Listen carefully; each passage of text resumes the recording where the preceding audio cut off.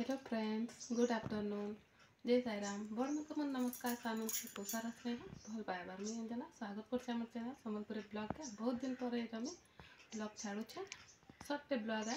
तो आबे एबे स्टार्ट करमु खाइबाटा। तो आज तो दिमा पोही खाइमु आउ चलो फिर देखमा हे आज माने भात डाल हे आज इच्छा नहीं लगा सुखा भात खाइबार के। तो आज पखाल खाइमु। तो चलो फिर काना जोगाड़ कर देखा।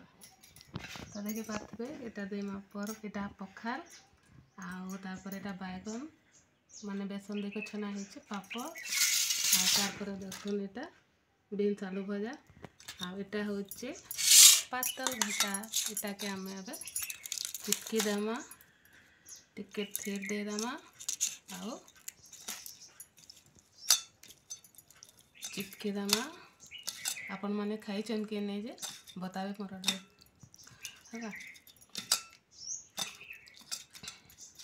देखो तार इथे मिसाई देमा यहाँ